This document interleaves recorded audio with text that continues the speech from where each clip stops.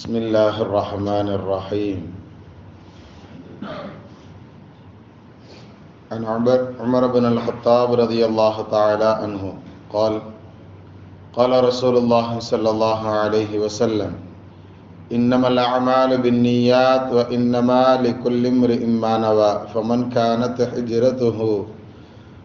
كانت هجرته إلى دنيا يصيبها أو إلى امرأة ينكحها فهجرته إلى ما هاجر إليه كما قال عليه الصلاة والسلام وتسليم.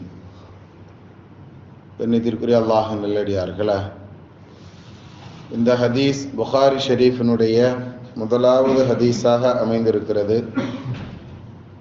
இமாம் புகாரி இந்த ஹதீஸை முதலில் பதிவு செய்யும் பொழுது சொல்லுவார்கள், இந்த ஹதீஸை தவிர வேற எதையும் நான் முதலாவதாக பதிவதற்கு யோசிக்க கூட முடியாது அப்படின்னு சொல்லுவாங்க. ஏன்னா நாம் செய்யக்கூடிய செயல்கள் அனைத்திற்கும் முன்னோடியாக இருப்பது நாம் மனதில் எண்ணக்கூடிய நிய்யத்து என்பதுதான்.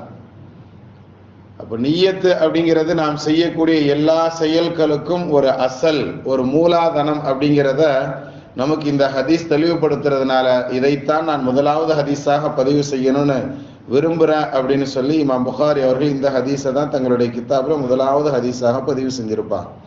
இந்த ஹதீஸ் அறிவிக்கக்கூடியவங்க உமர் இப்னு ஹத்தாப் ரலியல்லாஹு தஆலா அவர்கள் இந்த ஹதீஸ் அறிவிப்பு செய்கிறாங்க.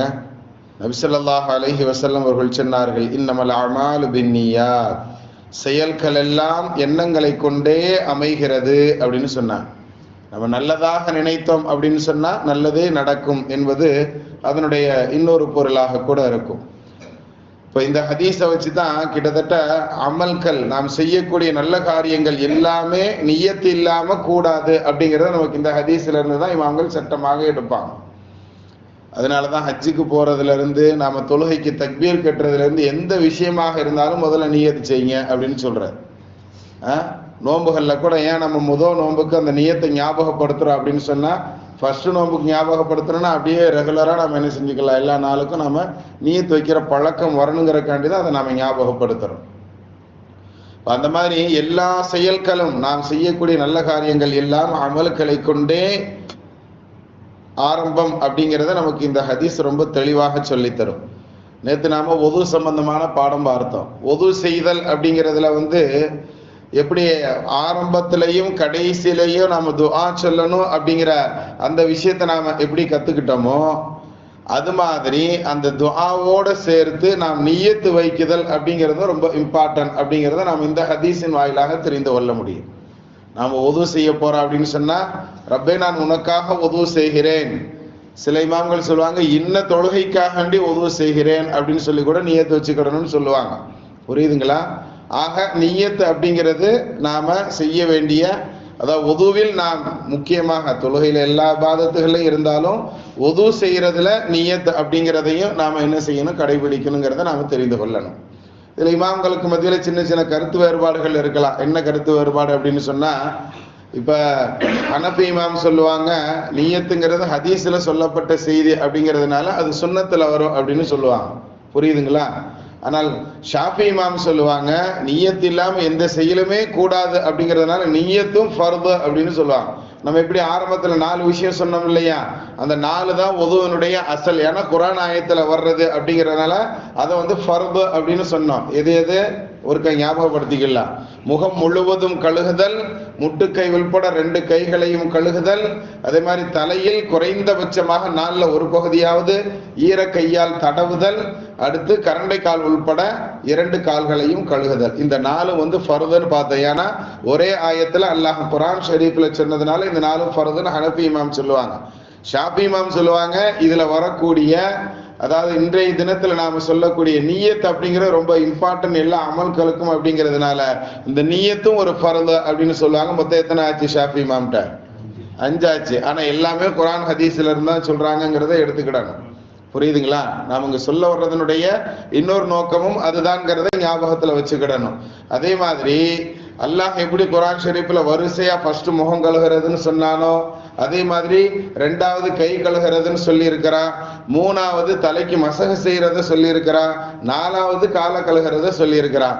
இது ஆர்டர் வைஸா வரிசையா வரணுமே தவிர ஃபர்ஸ்ட் காலை கழுகிறது, அதுக்கடுத்து மசக செய்யறது, அதுக்கடுத்து கையை கழுகிறது, அதுக்கடுத்து முகத்தை கழுகிறதுன்னு ஆர்டர் வைஸா மாத்தக்கூடாது அப்படிங்கிறதே நமக்கு ஷாஃபி இமாம் சொல்லுவாங்க. அல்லாஹ் எப்படி வரிசையா சொல்றானோ அப்படி வரிசையாக செய்வதும் ஃபர்து அப்படின்னு மொத்தம் ஷாஃபி இமாம்கிட்ட ஃபர்துங்கிறத 6ன்னு சொல்லுவாங்க. புரியுதுங்களா? நியத் வைக்கிறது 1, வரிசை கிரமமாக செய்யறதுங்கிறது 2, மூணாவது முகம் கழுகிறது, நாலாவது 2 கைகளையும் முட்டுக்கை வரைக்கும் கழுகிறது, 5வது மசக செய்யறது, 6வது கால்களை கழுகிறது. இப்படி அவங்க கொண்டு வருவாங்க தர்தீப். புரியுதுங்களா? சோ இந்த தர்தீப் அப்படிங்கிறதும் நியத்துங்கிறதும் ஷாஃபி இமாம்கிட்ட ஃபர்து. ஆக உங்கள ஷாஃபியாக்கள் யார் இருந்தீங்கன்னா இந்த 6 விஷயங்கள் ஃபர்து அப்படிங்கறது ஞாபகத்துல வச்சுக்கோங்க. ஹனஃபி இமாம் லேசா சொல்லிடுவாங்க, குர்ஆன் ஷரீஃபில் வர்றது ஃபர்து, ஹதீஸ்கள்ல வர்றது சுன்னத்து அப்படின்னு சொல்லி என்ன செஞ்சிருவாங்க, அந்த சாப்டரை அப்படி க்ளோஸ் பண்ணிடுவாங்க. ஆக நாம எப்படி தொழுகைக்காக வேண்டி அதை உது செய்யக்கூடிய நேரத்துல எப்படி துஆவை சொல்லி ஆரம்பிப்போமோ அந்த துஆவோட சேர்த்து நியத்தும் வைத்துக் கொள்ளுதல் அப்படிங்கிறது இன்னைக்கு உண்டான பாடம். சரிங்களா? மொத்தம் 9 விஷயம் சொல்லி இருக்கிறோம் நாம. அந்த 9 விஷயங்களில் 4 ஃபர்துக்கள். சரிங்களா? முன்னாடியும் பின்னாடியும் துஆ செய்யறது 1ங்கிறத நேத்து நாம பார்த்தோம். மொத்தம் 5 விஷயம். அந்த துஆவோட சேர்த்து நியத்தும் வைத்துக் கொள்ளுதல் அப்படிங்கிறத நாம ஞாபகத்துல வச்சுக்கிடணும். இது வரைக்கும் நம்ம 5 விஷயம் தான் நாம பார்த்துருக்கிறோம். சரிங்களா? நேற்று முன்னாடியும் பின்னாடி துஆ செய்யறது தனித்தனியாக நாம் எடுத்துக்கொண்டோம். தனித்தனியல்ல, ரெண்டையும் சேர்த்து ஒன்னாக வச்சுக்கிட்டோம்னு சொன்னாதான் நமக்கு விளங்கி கொள்வதற்கு இலகுவாக இருக்கும். ஒது செய்வதற்கு முன்னாலும் பின்னாலும் துஆ ஓதுவது, அதோட சேர்த்து நியத்து வைத்துக் கொள்வது அப்படிங்கிறத ஞாபகத்துல வச்சுக்கோங்க. மொத்தம் 5 விஷயங்கள் ஆயிருக்கு. 6வது விஷயம் என்ன அப்படின்னு சொன்னா, நாம் ஒது செய்ய ஆரம்பிக்கும் போது எந்த உறுப்புகள்ல இருந்து நாம் ஆரம்பிப்போம்? ஃபர்ஸ்ட் நம்ம கையை வச்சுதான் எல்லாத்தையுமே சுத்தம் செய்ய போறோம், உள்ளங்கையை வச்சு. அப்படிங்கிறதுனால இந்த உள்ளங்கை அப்படிங்கிறதான் முதலில் கழுகுவதை நபி ஸல்லல்லாஹு அலைஹி வஸல்லம் அவர்கள் விரும்பி இருக்கிறாங்க. புரியுதுங்களா? அதனால இந்த மணிக்கட்டு வரைக்கும் உண்டான கைகளை 2 கைகளையும் நல்ல முறையில் தேய்த்து கழுகுவது.